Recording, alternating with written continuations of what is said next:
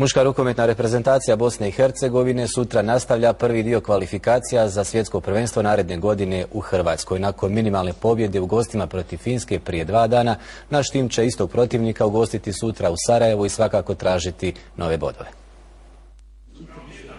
Pred revanš susret sa Fincima iz tabora naše selekcije dolaze povoljne vijesti. Selektor Halid Demirović moći će računati na sve raspoložive snage jer se i Mirsad Terzić u potpunosti oporavio. To znači da će naši rukometaši u kompletnom sastavu jurišati na drugu pobjedu protiv neugodnog protivnika, unatoč činjenici da je put iz Finske trajao punih 20 sati. Igrači su odmorni i spremni za novi okršaj. Mislim da smo kvalitetnija ekipa.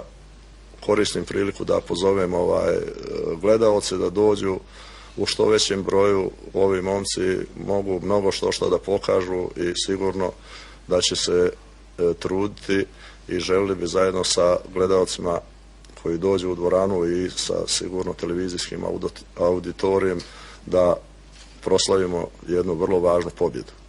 I naši reprezentativci su željni dokazivanja. Svjesni su da je prvi meč u Finskoj protekao u određenom pritisku, pa zbog toga najavljuju mnogo bolje izdanje pred domaćom publikom. A što se tiče subotnje utakmice, mislim da će ona biti dosta lakša, jer mi smo tamo kroz cijelu utakmicu i sebe tražili, gledali protivnika.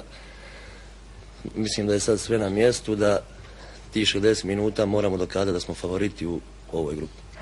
Utakmica između rukometaša Bosne i Hercegovine i Finske na programu je sutra od 20 sati u dvorani Mirza Delibašić. Ovaj susret možete pratiti u direktnom prenosu na našem programu.